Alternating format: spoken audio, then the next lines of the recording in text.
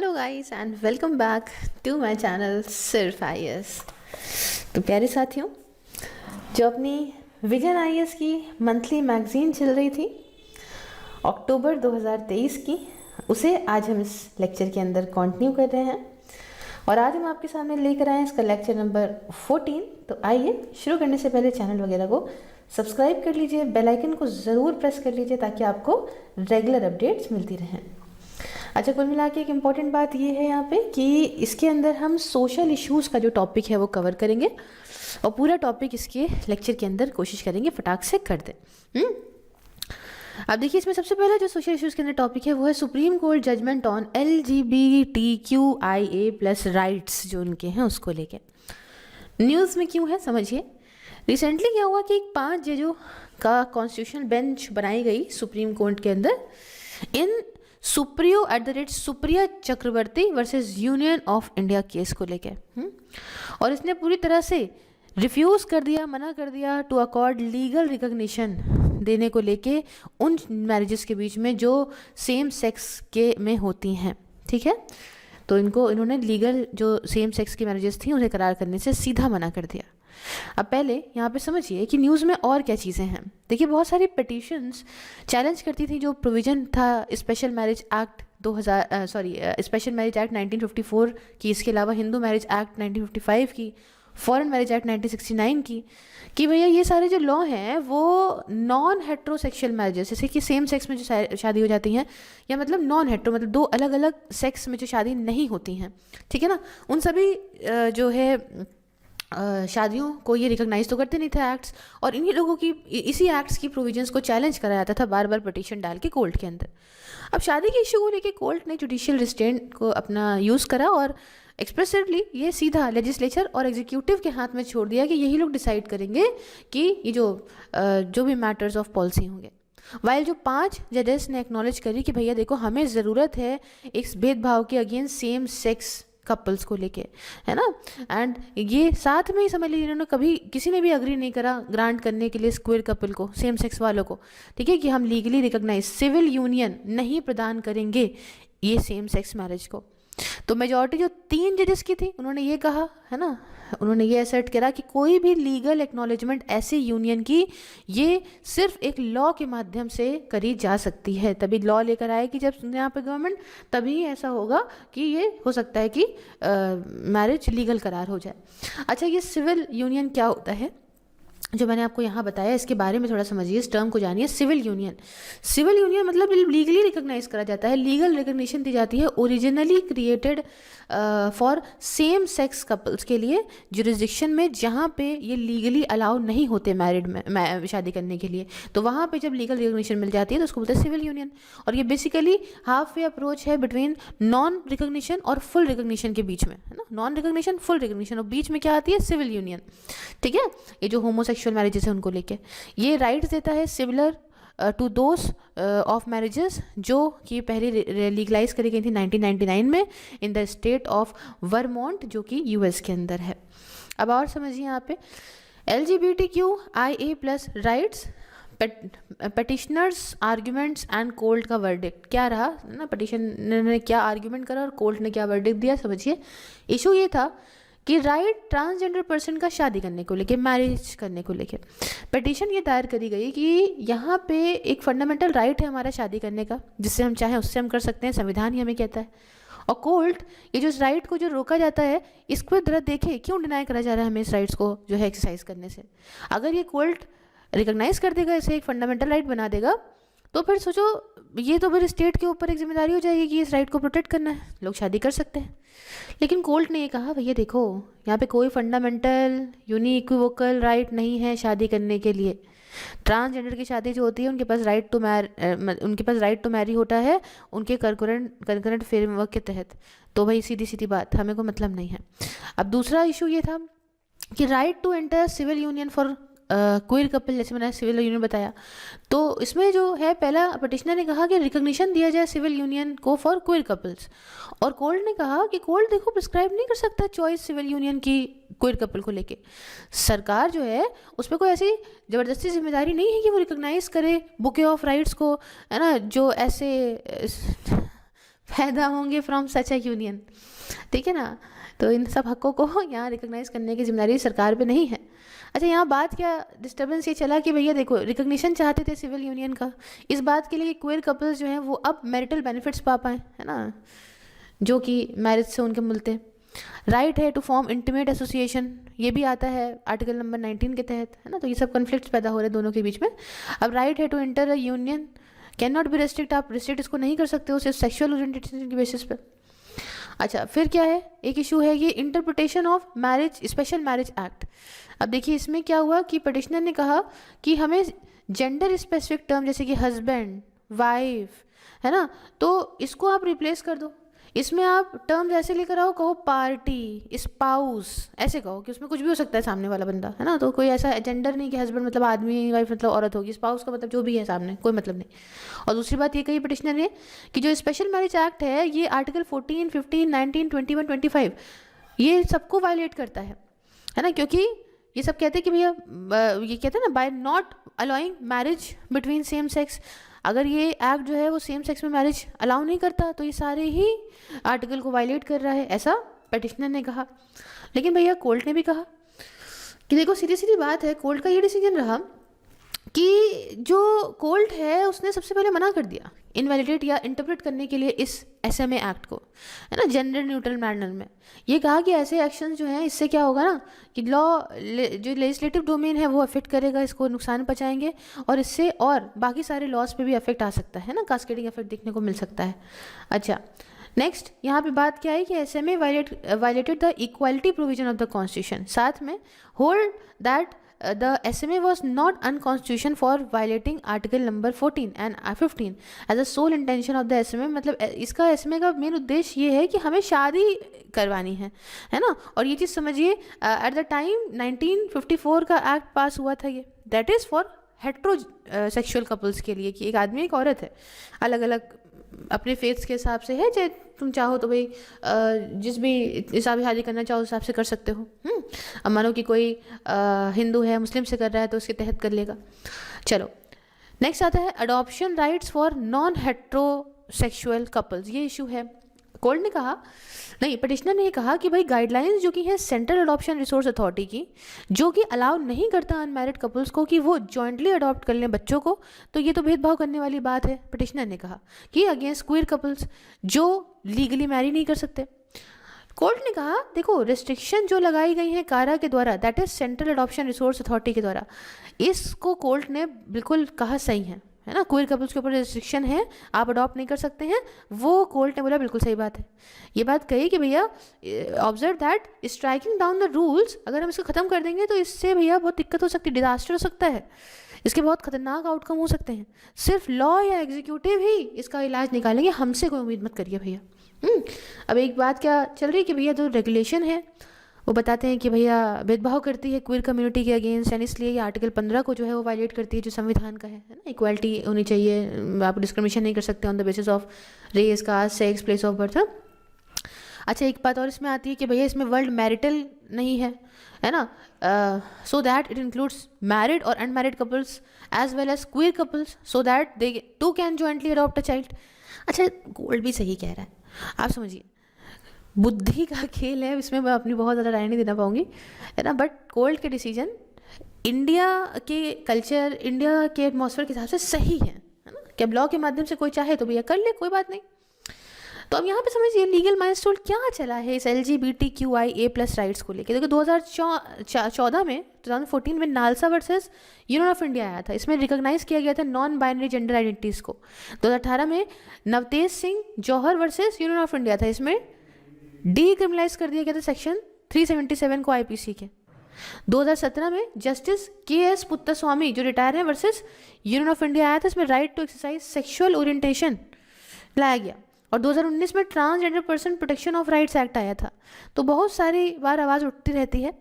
अब यहाँ पे समझिएगा कुछ दूसरे इंपॉर्टेंट हाईलाइट इस जजमेंट के ये रहे कि court limit the question of to secular laws. देखिए हियरिंग के टाइम पे बेंच ने ये बात कही कि जो इशू है वो सिर्फ है to the Special Marriage Act, है ना, और ये पर्सनल लॉज को टच नहीं करेगा ये इशू।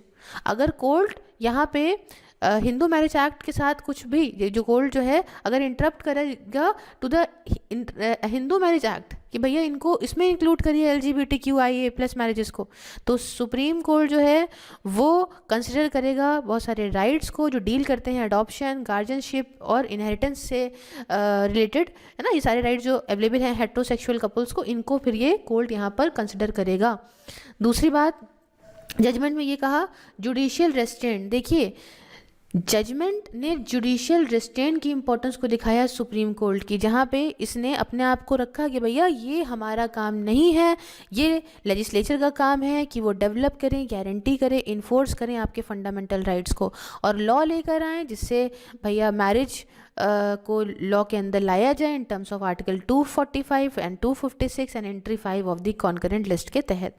उसके बाद उन्होंने कहा कि डिसेंडिंग ओपिनियन एंड ऑब्जर्वेशन। देखिए कई सारे ऑब्जर्वेशन जजमेंट के अंदर ये हमें रास्ता और निकालते हैं फ्यूचर डेलिब्रेशन का और डिस्कशन का LGBTQIA+ कम्युनिटी के राइट्स को लेके। फॉर एग्जांपल क्वियरनेस या होमोसेक्सुअलिटी ये अर्बन में नहीं है, एलीट कॉन्सेप्शन नहीं है, एक्सप्रेशन नहीं है, ये समझिएगा और जगह भी देखा जाता है।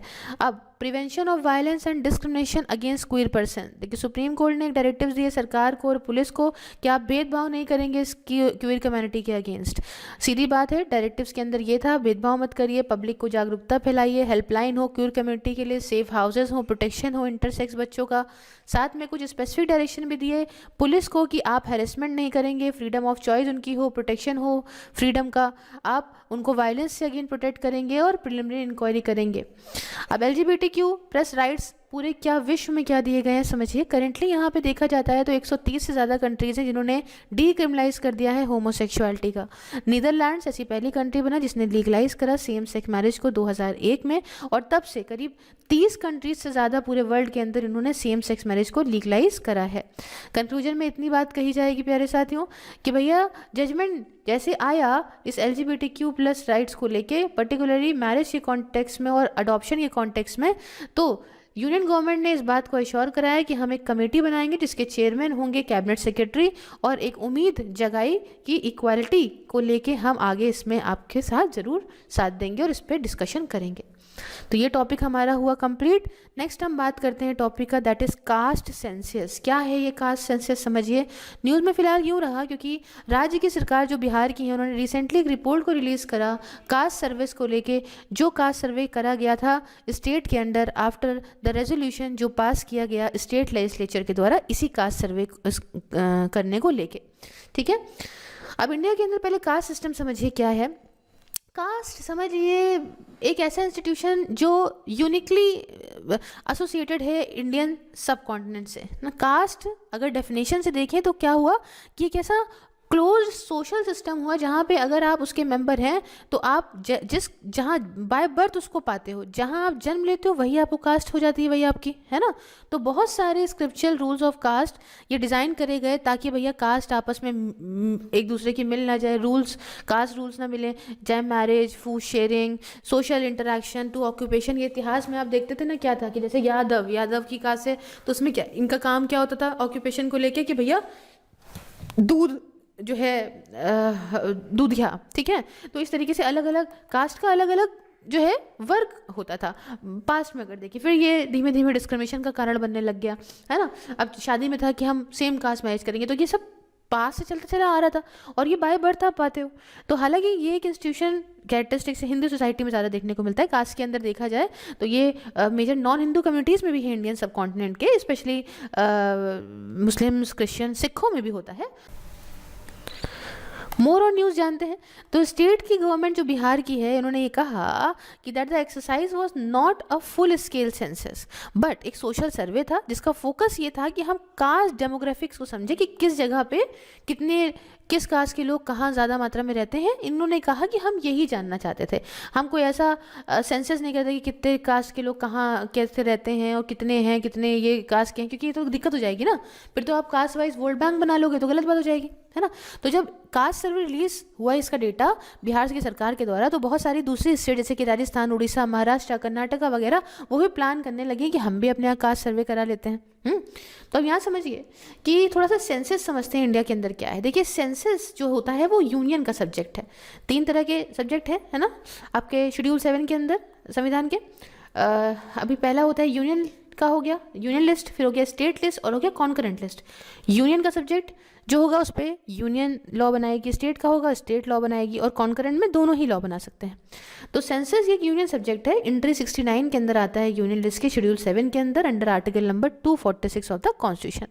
सेंसस एक्ट भी है 1948 का, जो एक प्लान प्रोवाइड करता है कि आप एक पॉपुलेशन सेंसस कराइए और इसमें ड्यूटीज़ और रिस्पॉन्सिबिलिटीज़ जो होंगी वो सेंसस ऑफिसर्स की होंगी इसे कराने की। इसके अलावा रजिस्ट्रार जनरल और सेंसस कमिश्नर ऑफ इंडिया जो कि मिनिस्ट्री ऑफ होम अफेयर्स के अंदर आते हैं, इनको काम दिया जाता है, रिस्पॉन्सिबिलिटी दी जाती है कि आप डिकेडल हर 10 साल में सेंसस कराइए। बाद में खैर इसको ये भी काम दिया गया था कि आप birth and death registration act 1969 के तहत कि आप ये सब काम भी कराइए। चलिए आप सेंसस समझ गए इंडिया के अंदर। अब थोड़ा हम इतिहास को समझते हैं, हिस्ट्री को समझते हैं। कास्ट सेंसस क्या पहले इंडिया में हुआ है? देखिए कास्ट वाइज पॉपुलेशन में कितने किस कास्ट के लोग हैं, ठीक है, इस चीज़ का पता लगाना ये पहली बार ब्रिटिश कॉलोनियल एडमिनिस्ट्रेशन के अंदर 1881 में किया गया था और ये कंटिन्यू रहा टिल 1931 सेंसस तक। 1941 में कास्ट बेस्ड डेटा को कलेक्ट किया गया बट पब्लिश नहीं किया गया। फिर हमारा जब देश आज़ाद हुआ तो हालांकि जो गवर्नमेंट ऑफ इंडिया थी उसने फुल कास्ट एन्यूमरेशन को एकदम ख़त्म कर दिया है ना, कि भैया इससे कास्ट की डिवीजन और बढ़ जाएंगी, नहीं तो दिक्कत हो जाएगी। तो एकता के लिए इन्होंने कहा कि भैया ये नहीं हमें करना है, और हर एक सेंसस इंडिपेंडेंट इंडिया का मतलब आज़ादी के बाद ये डेटा पब्लिश करने लगा शेड्यूल कास्ट का, शेड्यूल ट्राइब का, बट और कास्टों का नहीं करता था, क्योंकि इन्हीं हम अपलिफ्ट कर लेंगे, बाकी कास्टों का करेंगे तो बहुत भेदभाव हो जाएंगे। खैर 2011 में socio economic and caste census जो है करा गया एक कॉम्पिटिटिव प्रोग्राम के माध्यम से, जिसमें ये था मिनिस्ट्री ऑफ रूरल डेवलपमेंट थी, ministry of housing and urban poverty alleviation था, ऑफिस ऑफ रजिस्ट्रार जनरल और सेंसस कमिश्नर था इंडिया का, और स्टेट गवर्नमेंट ड्यूटी एडमिनिस्ट्रेशन था। 2016 में SECC डेटा जिसमें कास्ट डेटा भी था वो फाइनलाइज करा गया और पब्लिश भी कर दिया गया। 2021 में सेंट्रल गवर्नमेंट ने एक एफिडेविट जो दिया सबमिट किया सुप्रीम कोर्ट को, उसके माध्यम से ये स्टेट करा कि कास्ट या ट्राइब का डेटा जो आप SECC 2011 से आपने डिराइव करा है ये डिफेक्टिव है और सूटेबल नहीं है यूज़ के लिए। ठीक, अच्छा डू यू नो में समझिए, सेकंड बैकवर्ड क्लासेस कमीशन जटिन मंडल कमीशन ने एस्टिमेट किया था कि जो अदर बैकवर्ड क्लासेस की पॉपुलेशन है वो 52% है देश के अंदर। अब बात आती है कि लोग बहुत सारे अपनी अपनी बात कहते हैं, इसमें कुछ आर्ग्यूमेंट्स होते हैं कास्ट सेंसस को कराने को लेके कि हाँ करानी चाहिए, और कुछ कहते हैं नहीं करानी चाहिए। तो दोनों के ही डिबेट को मैं आपको समझाती हूँ क्या तर्क हैं दोनों के। पहला है जो कहते हैं कि हाँ कास्ट सेंसस कराना चाहिए, उसमें कहते हैं कॉन्स्टिट्यूशन में भैया लिखा है आर्टिकल 340 ये कहता है कि आप एक कमीशन जो है अपॉइंट करो और वो इन्वेस्टिगेट करेगी कंडीशन सोशली और एजुकेशनली बैकवर्ड क्लासेस की, और उसी हिसाब से रिकमेंडेशन देखिए कि क्या कदम उठाए जाएं सरकारों के द्वारा। दूसरी बात ये लोग ये भी कहते हैं कि social justice and reform in the reservation policy, इससे सरकार को यहाँ पे बढ़ावा मिलेगा कि वो पता लगा सकती हैं कि भैया कौन सी नई कास्टें हैं उनको कौन सी एग्जिस्टिंग कैटेगरी में डालना है, या फिर एडवांस कास्ट है जो क्रीमी लेयर है ना, उनमें क्या चीज़ें करनी है ना, कि उन्हें इन कैटेगरी से हटाना है। तो ये सब आप तभी पता लगा सकते हो जब आप पता लगाओगे कि कौन सी कितनी कास्ट है।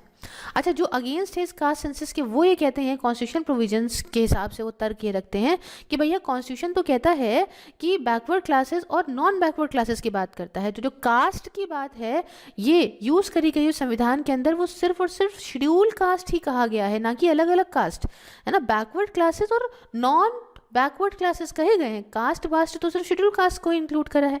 अच्छा डेटा की डिफिकल्टी इन डेटा एनुमरेशन, देखो हज़ारों कास्ट है, सब कास्ट है इंडिया के अंदर, कितना डेटा लेते आओगे, बहुत ही मुश्किल हो जाएगा। ठीक है, अच्छा फिर जो कहते हैं कि नहीं कराना चाहिए, वो ये कहते हैं कि सेंसस कार्ड जो हैं वो ज़्यादा इक्विटेबल डिस्ट्रीब्यूशन होगा, रिजर्वेशन बेनिफिट अच्छे होंगे, तो इससे क्या होगा कि सब कैटेगराइजेशन सिस्टम बढ़िया से होगा। फिर वो लोग कहते हैं कि भैया पॉलिसी मेकिंग, कहते हैं हाँ भाई कास्ट जो कहते हैं जो फॉर हैं वो लोग कहते हैं कि कास्ट सेंसस डेटा की वजह से आप बढ़िया पॉलिसी लेकर आओगे, ज़रूरत के हिसाब से, डिमांड के हिसाब से, जो कि अनप्रिविलेज और डाउन ट्रॉडन हो उन लोगों को सही से मिल पाए। उससे आप फिर प्रमोट करोगे डाइवर्सिटी एंड इंक्लूसिविटी, इसको आप यूज़ कर सकते हो मॉनिटर करने के लिए अलग अलग कास्टों का रिप्रेजेंटेशन इलेक्टेड बॉडीज़ में, सिविल सर्विसेज में, अदर इंस्टीट्यूशन में, इसलिए आप डाइवर्सिटी और इंक्लूसिविटी को और प्रमोट कर सकते हो। फिर आई जुडिशियल रिक्वायरमेंट, तो इंदिरा सोहानी केस में जो सुप्रीम कोर्ट है उन्होंने ये कहा कि जो स्टेट्स हैं वो यहाँ पे कंक्लूड करें बैकवर्डनेस को पर्टिकुलर क्लास ऑफ लोगों की ओनली आफ्टर, कैसे, जब प्रॉपर असेसमेंट करने के बाद और अपना प्रॉपर इवैल्यूएशन करने के बाद।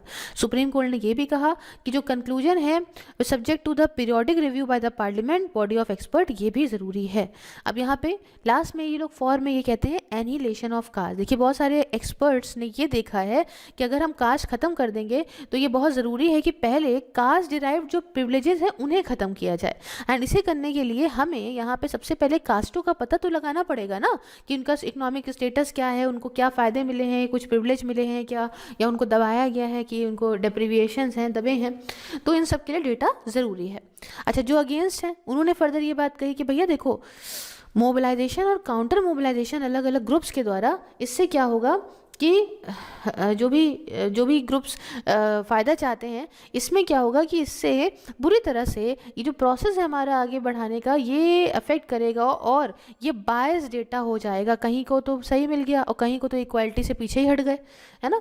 अच्छा, डिफ़िकल्टीज़ होंगी क्योंकि बहुत सारे कॉम्प्लिकेशंस हैं। इंटरकास्ट मैरिज हो गई है, किसी का माइग्रेशन हो गया, इधर से उधर हो गया है ना, तो टाइम के साथ साथ मल्टीपल कास्ट एफिलिएशन हो जाएंगे ना। अभी ये थे, अब वो कहीं और हो गए हैं, उन्होंने कहीं और शादी कर ली है तब। अच्छा, पॉलिटिकल मिसयूज़ हो सकता है, ये बहुत इंपॉर्टेंट बात है कि भैया वोट बैंक पॉलिटिक्स के लिए आइडेंटिटी के हिसाब से जहाँ पे जो लोग रहते हैं वहाँ पे उस तरीके की सामान पहुँचाने लग गए लोग। और लास्ट में मतलब second last, rise in demand for reservation. Critics का ये भी कहना है कि जो कास्ट बेस्ड सेंसस है उसकी वजह से डिमांड और रिजर्वेशन की बढ़ सकती है। जॉब्स के अंदर, एजुकेशन इंस्टीट्यूशंस के अंदर अलग अलग कम्युनिटी आवाज़ उठा सकती हैं। और लास्ट में है रिस्क ऑफ रिसेंटमेंट। देखो अगर आप कास्ट बेस्ड स्ट्रैटेजी करने लग गए ना, इससे बहुत सारे ग्रुप्स के बीच में बहुत दिक्कतें हो जाएंगी। इससे हो सकता है इंटरकास्ट टेंशन बढ़ जाए। जो भी आप सोच रहे हो कि हम एक हार्मोनस बढ़िया भाईचारा लेके चलें सोसाइटी में, इन सब में दिक्कत पैदा हो जाएगी। लास्ट में क्या करना चाहिए, वे फॉरवर्ड कहता है कि एक पॉलिटिकल कंसेंसस करो। देखो डिसीजंस ऐसे इश्यूज़ को लेके, ब्रॉड सोशल पॉलिटिकल कंसर्न को लेके ये लिए जाएं ब्रॉड पॉलिटिकल कंसेंसस से। सब तालमेल बनाओ, अच्छे से अग्री करो, उसके बाद एक कोई डिसीजन निकालो। इंक्लूसिव कंसल्टेशन, इसमें देखिए बहुत सारे स्टेक होल्डर्स को ले, जैसे कम्युनिटी लीडर्स, एक्टिविस्ट, एक्सपर्ट्स वगैरह को लीजिए, उनके माध्यम से प्लान करिए, एग्जीक्यूट करिए इस कास्ट सेंसस को। उसके बाद आता है social scientist and research institution. आप इनको लेके आ सकते हो इस प्रोसेस में, एन्यूमरेशन ऑफ कास्ट डेटा के, ताकि प्रोसेस जो है वो अनबायस्ड रहे, इसमें कोई भेदभाव ना हो पाए।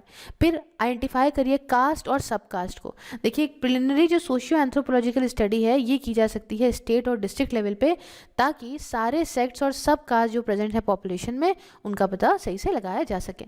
यूज़ ऑफ टेक्नोलॉजी की बात करिए, देखिए टेक्नोलॉजी बहुत सारी आ गई, artificial intelligence, big data analytics वगैरह, इन सब का यूज़ करिए। इससे एनालाइज और एक्सेस कर सकते हैं आप कास्ट बेस्ड डेटा को, और एक जो जैसा चाहते हैं उस तरह का कंक्लूजन पा सकते हैं।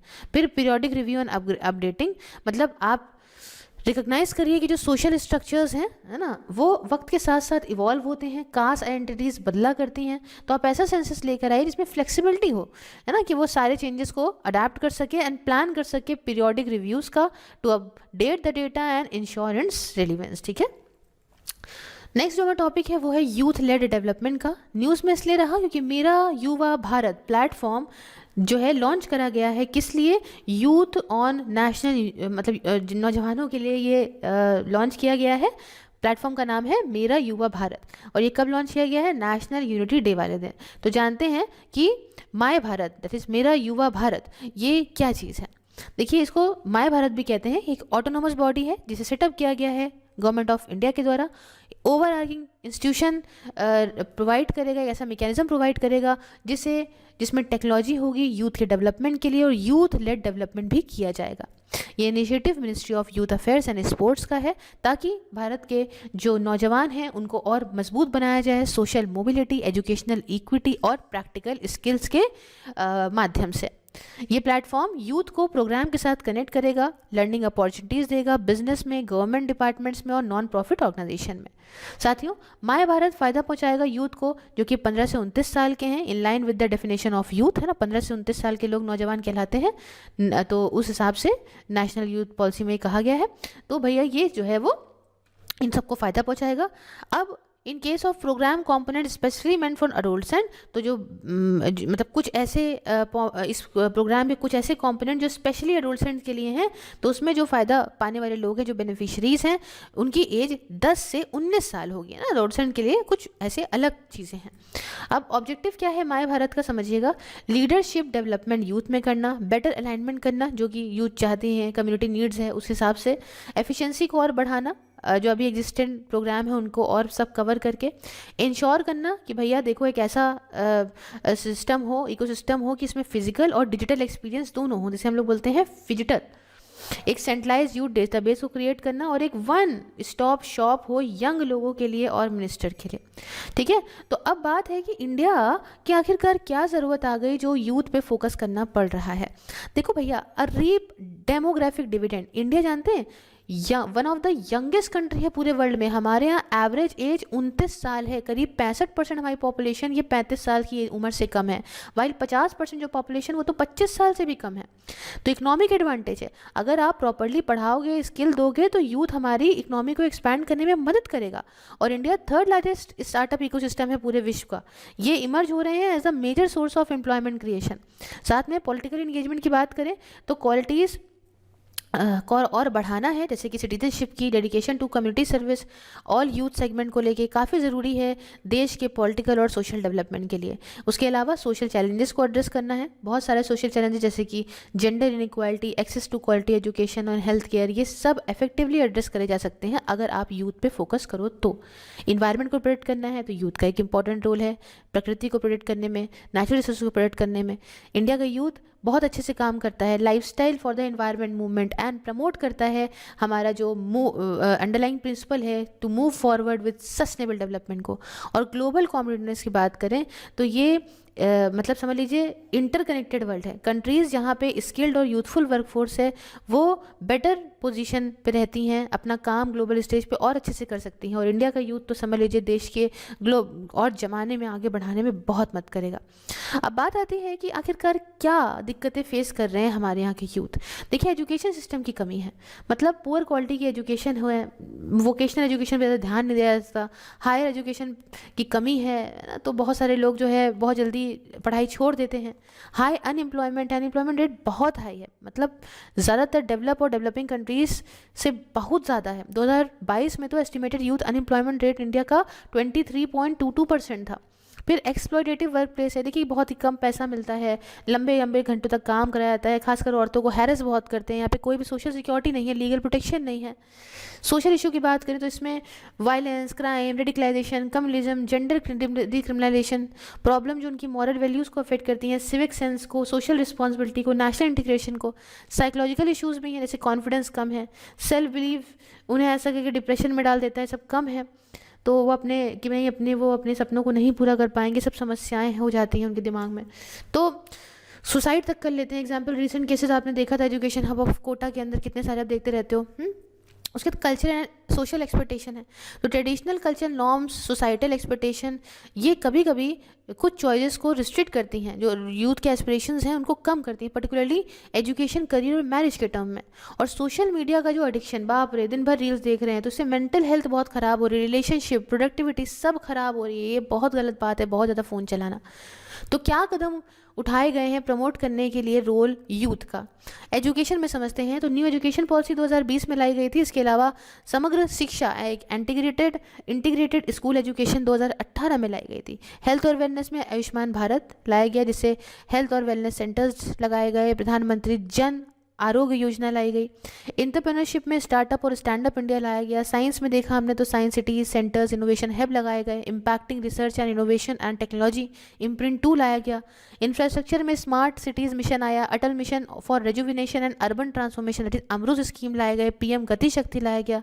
स्किल डेवलपमेंट में प्रधानमंत्री कौशल विकास योजना, साथ में skills acquisition and knowledge awareness for livelihood programme that is Sankalp लाया गया। इनोवेशन में अटल टिंकरिंग लैब प्रोग्राम लाया गया। तो ये सब कुछ करा है सरकार ने। इतनी बड़ी पॉपुलेशन को डील करना भी तो एक बहुत बड़ी कला है ना। अच्छा, आप ये मत सोचिएगा बहुत तेज़ चल रही है, बस मैं अक्टूबर वाले में तेज़ चल रही हूँ, फिर मैं लाइव पढ़ाऊँगी नवंबर से, मैं ऐसा सोच रही हूँ। अच्छा, वे फॉरवर्ड की बात करते हैं तो पॉलिटिकल एम्पावरमेंट, आप ट्रेनिंग करिए यूथ ऑर्गेनाइजेशन की और सिविल सोसाइटी ऑर्गेनाइजेशन की, ताकि यहाँ पे यूथ के इश्यूज़ को डील करा जा सके। इसमें यूथ इन पॉलिसी मेकिंग, मतलब इन्वॉल्व करिए यूथ को पॉलिसी बनाने के टाइम पे, डिसीजन मेकिंग प्रोसेस के टाइम पे, ताकि उनकी जो ज़रूरतें हैं, कंसर्न्स हैं, उन्हें भी ध्यान दिया जाए। उसके बाद जो स्किल का गैप है उसे पूरा करिए, ठीक है। जो है उनका कौशल बढ़ाइए, इंपॉर्टेंस दीजिए वोकेशनल स्किल्स पे, इंटर्नशिप्स पे, कुछ आप अप्रेंटिसशिप डिग्री प्रोग्राम लेकर आइए इसमें, ताकि बच्चे कुछ एक्सपीरियंस भी पाएँ और उसके साथ कुछ पैसा भी पाते रहें। प्रमोट करिए सॉफ्ट स्किल को, जैसे creativity, decision making, strategic thinking, interpersonal skill, leadership skills, ठीक है। टाइम मैनेजमेंट बढ़िया हो, हेल्थ और एजुकेशन स्पेंडिंग। एविडेंस ये कहते हैं कि अगर आपकी हेल्थ फैसिलिटी बढ़िया है तो इससे इकोनॉमिक प्रोडक्टिविटी होगी, स्वस्थ शरीर है काम स्वस्थ होगा, है ना, बढ़िया होगा। एक्सेस और पार्टिसिपेशन और बढ़ाना है, तो ये कुछ स्पेशल इनिशिएटिव्स, कुछ चीज़ों की ज़रूरत है मार्जिनलाइज कम्युनिटी के लिए, कुछ रीजन्स के लिए, जैसे कि रूरल एरिया हो गए, नॉर्थ ईस्ट के एरिया हो गए, ठीक। तो हमने बात करी स्किल डेवलपमेंट या और चीज़ों को लेके यूथ के। फिर आई बात एजिंग पॉपुलेशन की। न्यूज़ में यूँ है क्योंकि United nation population fund of India ने एक इंडिया एजिंग रिपोर्ट 2023 को रिलीज़ करा। किसने किया है? UNFPA, United nation population fund India ने। न्यूज़ के बारे में जानिए। इंडिया की एजिंग रिपोर्ट 2023 की दिखाती है प्रॉपर लिविंग कंडीशन को, वेलफेयर को ओल्डर इंडिविजुअल्स के जो इंडिया में रहते हैं। रिपोर्ट को प्रिपेयर किया गया है international institute for population sciences के साथ मिलके। और हाइलाइट्स की बात करें तो शार्प ग्रोथ देखने को मिला है एडल्टली पॉपुलेशन में 2010 से, और एज ग्रुप जो बिलो 15 है वो कम होता जा रहा है, जिससे ये दिख रहा है कि इंडिया की पॉपुलेशन भी एज हो रही है। Significant inter state variation absolute level पे और ग्रोथ यहाँ पे बढ़ना एडल्टली पॉपुलेशन का। अगर आप साउथ और वेस्टर्न इंडिया के कंपेयर करो तो सेंट्रल और नॉर्थ ईस्टर्न रीजन जो है वहाँ पे यंगर ग्रुप हैं स्टेट्स की, है ना, वहाँ पे यंग लोग ज़्यादा हैं। अच्छा, अब एजिंग पॉपुलेशन से क्या दिक्कत है, अब यहाँ समझिएगा सोशल इश्यूज क्या दिक्कत। भाई देखो, फेमिनाइजेशन में देखने को मिलता है कि औरतें आदमियों से ज़्यादा जीती हैं, है ना। एज फेमिनाइजेशन एजिंग देखने को मिलती है, मतलब गरीबी जो है वो ओल्ड एज में होती है, जब औरतें जो है वो ज़्यादा जी, है ना। और लाइकली क्या हो, मतलब ज़्यादा जिए नहीं, ये तो मैं गलत कह रही हूँ, मतलब ओल्ड एज में क्या होता है कि अगर गरीब हैं तो बहुत परेशान हो जाती है। अब औरतें बूढ़ी हो गई हैं तो ऐसा हो जाएगा, अगर वो ज़्यादा जी रही हैं तो आदमी है नहीं तो वो विधवा हैं, अकेली रह रही हैं, कोई इनकम है नहीं, बहुत ही कम उनके पास सामान है खुद का, और पूरी तरह से वो फैमिली पर डिपेंड हो जाती है सपोर्ट के लिए। दूसरी दिक्कत ये है कि रूरलाइजेशन ऑफ एजिंग। देखिए, सेंसस जो इंडिया का 2011 का है उसके हिसाब से करीब 71% जो बूढ़े लोग हैं वो रूरल गाँव में रहते हैं। ज़्यादा रिस्की है, इनकम की इनसिक्योरिटी है, एक्सेस नहीं है एडुकेट और क्वालिटी हेल्थ केयर का, और वो अलग रह रहे हैं। बाकी देखा जाए तो अपने अर्बन काउंटर पार्ट्स के कंपेरिजन में वो बड़े अलग से रहेंगे। एजिंग ऑफ द एज, 2000 से 2022 के बीच में टोटल पॉपुलेशन जो देश की है वो बढ़ी है 34% से, वाइल जो पॉपुलेशन है 60+ लोगों की वो तो 103% से बढ़ गई है। और भी चीज़ें हैं, आइसोलेशन, अकेलापन, क्योंकि भाई सब न्यूक्लियर फैमिली, जॉइंट फैमिली तो टूट रही है ना, सब अवेलेबिलिटी नहीं है सोशल सिक्योरिटी सिस्टम की, जेंडर बेस्ड डिस्क्रिमिनेशन होता है औरतों के अगेंस्ट, और कई सारी बातें। इकोनॉमिक बर्डन की बात करें तो भैया जो प्रोडक्टिविटी है देश की वो कम हो जाएगी अगर जो लेबर फोर्सेस हैं वो कम होंगी, ठीक है। ओल्ड एज इनकम की जो सिक्योरिटी नहीं है तो उनकी इनसिक्योरिटी बहुत बढ़ेगी। अच्छा, हेल्थ केयर और लॉन्ग टर्म केयर। देखिए, जो बूढ़े लोग होते हैं उनको ज़्यादा हेल्थ केयर सर्विसेज चाहिए होती हैं, लॉन्ग टर्म केयर चाहिए होती है, जिससे हेल्थ केयर सिस्टम पे और ज़्यादा प्रेशर पड़ेगा। और psychological issues, longitudinal ageing study in India के सर्वे के हिसाब से जो डिप्रेशन के मरीज़ होते हैं ना वो बढ़ते जाते हैं उम्र के साथ साथ, ठीक है। और ये आदमियों और औरतों में देखने को मिला है। जो बूढ़े हैं, आपने देखा होगा बूढ़े लोग बहुत ज़्यादा सोचने के लिए बैठ जाते हैं। अब जो जिसने रिलीज़ करी है यूनाइटेड नेशन पॉपुलेशन फंड, इसके बारे में जानते हैं। ये स्थापित किया गया था एक ट्रस्ट फंड के तौर पर 1967 में, और इसने काम करना 1969 में शुरू करा। ये एक सब्सिडरी ऑर्गन है UN जनरल असेंबली की, और ये ओवरऑल पॉलिसी गाइडेंस पाती है United nation economic and social council से। इस बात का ध्यान, मतलब काम इसका ये है कि सेक्सुअल और प्रोडक्टिव राइट्स को इंश्योर कराना और चॉइस फॉर ऑल को देना, खासकर औरतों के लिए और यंग लोगों के लिए। ये काम जो है वो करती है, गाइड किया जाता है इसका by 1994 programme of action of the international conference on population and development के माध्यम से। उद्देश्य है कि हमें 3 ज़ीरोज़ पाने हैं 2030 तक। इसमें 3 ज़ीरोज़ में क्या है? पहला कि हमें ख़त्म करना है जो भी अनमेट नीड्स हैं फैमिली प्लानिंग की। दूसरा कि हमें प्रिवेंटेबल जो मैटरनल डेथ है उसे ख़त्म करना है, एंड करना है जेंडर बेस्ड वायलेंस को और हार्मफुल प्रैक्टिसेस को। ये सब 2030 तक इनको कर लेना है। कुछ इंपॉर्टेंट इन्फॉर्मेशन की बात करें तो बहुत सारे दूसरे डेवलपमेंट और ह्यूमैनिटेरियन एजेंसीज के साथ कोलैबोरेट करती है इस फील्ड में, खासकर WHO, यूनिसेफ, UNDP और यूनेट्स के साथ ये काम करती है मोर देन 150 कंट्रीज़ में और टेरिटरीज़ में, और state of world population report इसके द्वारा रिलीज़ करी जाती है। अब बात क्या है कि क्या ऐसे फैक्टर्स हैं जो पॉपुलेशन एजिंग में कंट्रीब्यूशन अपना देते हैं। तो भैया बूढ़े लोग ज़्यादा जीते हैं, इस चीज़ को increase survival at older ages. उसके अलावा फर्टिलिटी का कम होना और रिडक्शन मोर्टैलिटी में, मर नहीं रहे हैं, जीते जा रहे हैं, फर्टिलिटी कम है, तो इससे क्या होगा, बूढ़े लोग ज़्यादा होंगे।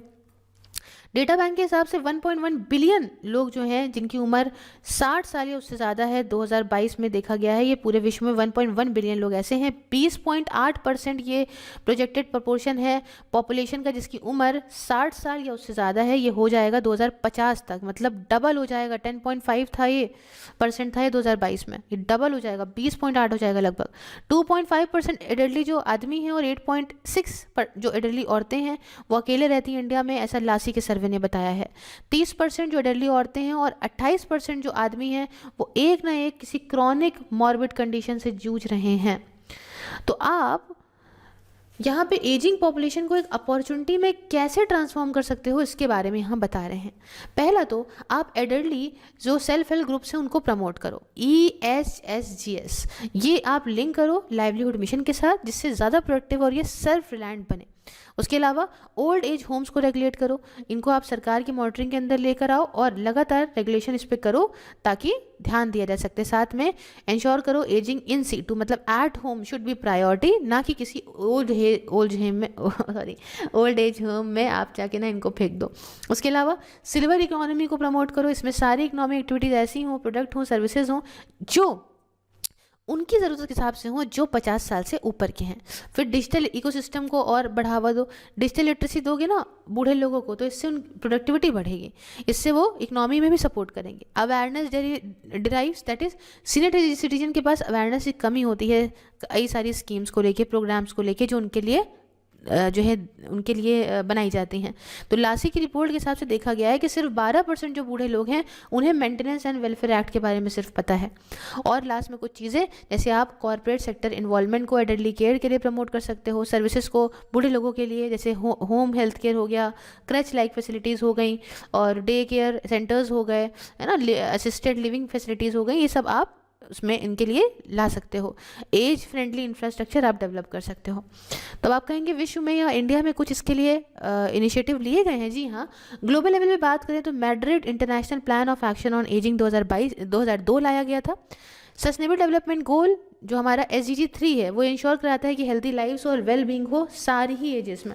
और तीसरा United nation decade of healthy ageing 2020-30 का, ये तो ग्लोबल लेवल की बात हो गई। इंडिया में हमारा संविधान का 41वां एक्ट ये कहता है कि ध्यान रखो सीनियर सिटीजन्स का। कुछ लॉज एंड पॉलिसीज़ में maintenance and welfare of senior citizens act 2007 लाया गया था। National policy on older person 1999 लाई गई थी। सीनियर सिटीजन वेलफेयर फंड 2016 लाया गया था।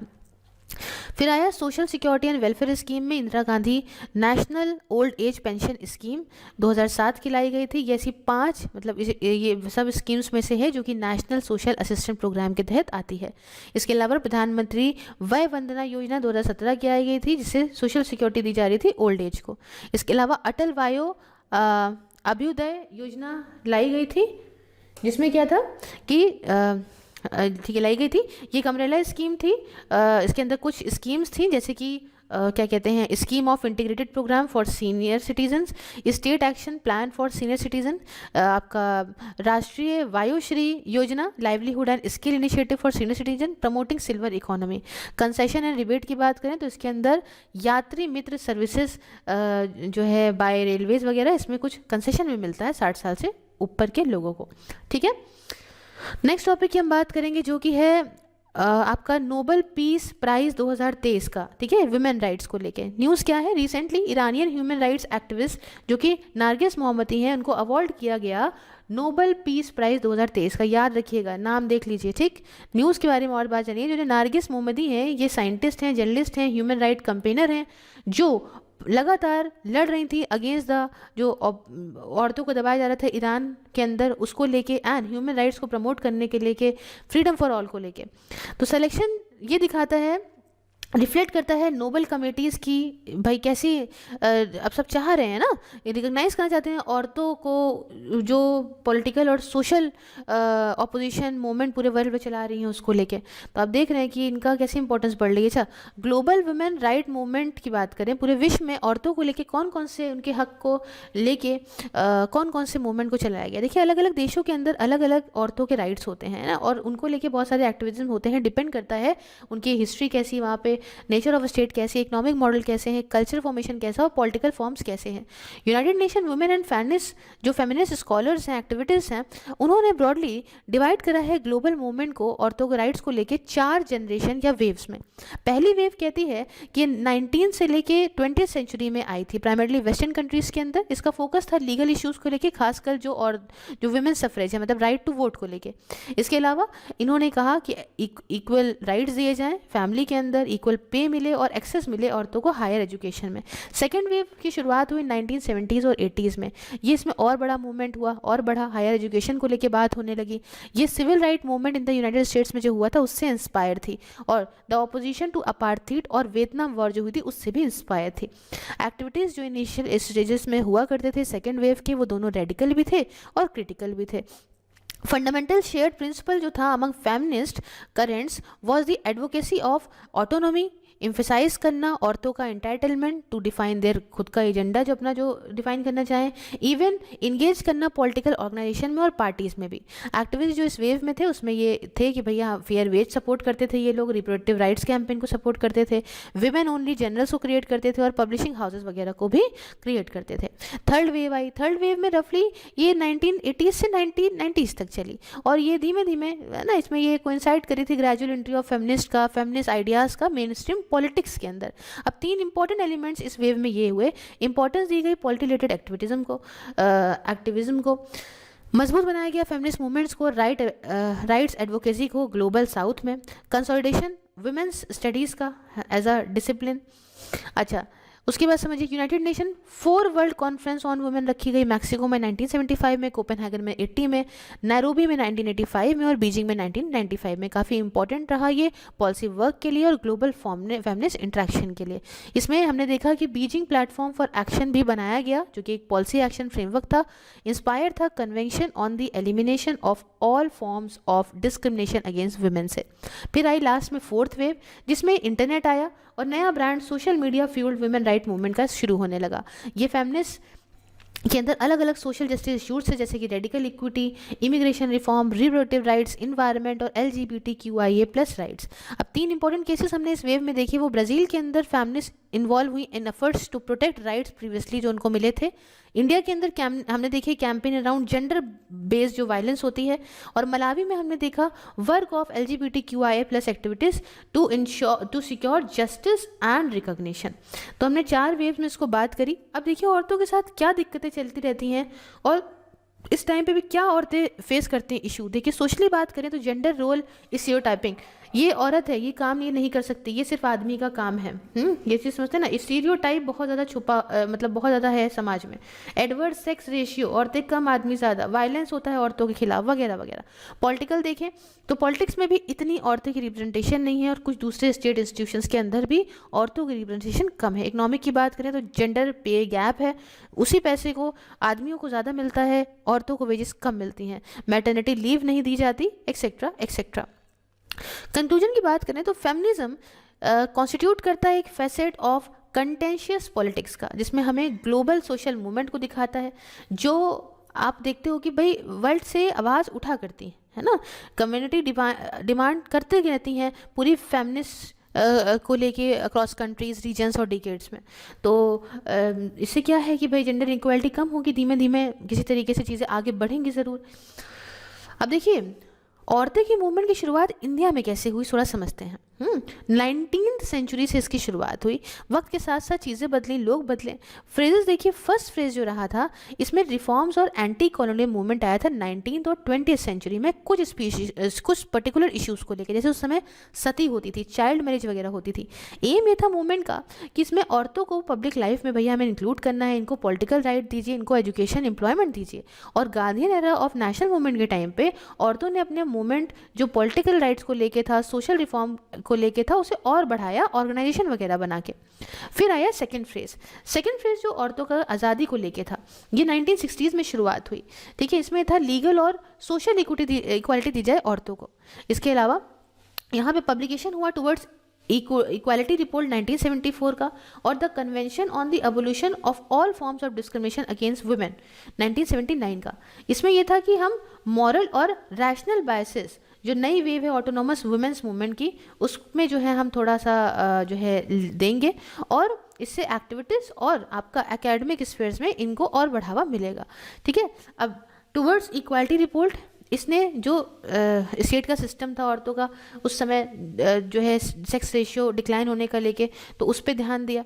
रेट जो फीमेल मोर्टेलिटी का था, मोबिलिटी का था, है ना, उस पर ध्यान दिया। इकोनॉमिक मार्जिनलाइजेशन जो औरतों का, और इवल्स जो आपके भेदभाव होता है पर्सनल लॉस को लेके, इस पे ये सब पूरा दर्शाया। तो इंपॉर्टेंट मूवमेंट इस फ्रेज का चिपको मूवमेंट रहा 1973 में, जिसमें औरतों का प्रोटेस्ट देखा गया, उनकी rights against environment and economic calamities को देखे। मेन इंपॉर्टेंस जो की डिफरेंस था between the first and second phrase को लेके, वो था कि जो फर्स्ट था वो औरतों के लिए था, लेकिन आदमियों की तरह लाया गया था, है ना। लेकिन मतलब औरतों के लिए मूवमेंट था, लेकिन आदमियों के द्वारा उसको बढ़ाया गया था। लेकिन जो बाद में मूवमेंट आए सेकंड फेज वाले, उसमें हमने देखा कि औरतें और औरतों के द्वारा बनाई गई ऑर्गेनाइजेशन, जैसे कि सेल्फ एम्प्लॉयड वुमेन एसोसिएशन ने ही अपने लिए आवाज़ उठाई। फिर आया थर्ड फेज। इसकी शुरुआत हुई अर्ली 1990s में, और इसमें ये था कि हम जो नए पोस्ट कॉलोनियल और न्यू लिबरल वर्ल्ड ऑर्डर है उसको लेके चीज़ें आई। थर्ड वेव रिकंस्ट्रक्ट किया आइडिया यूनिवर्सल वुमेनहुड का। फोकस ये था कि अब हम मूव करेंगे फ्रॉम कम्युनल ऑब्जेक्टिव से लेकर अब इंडिविजुअल राइट्स की तरफ बढ़ेंगे।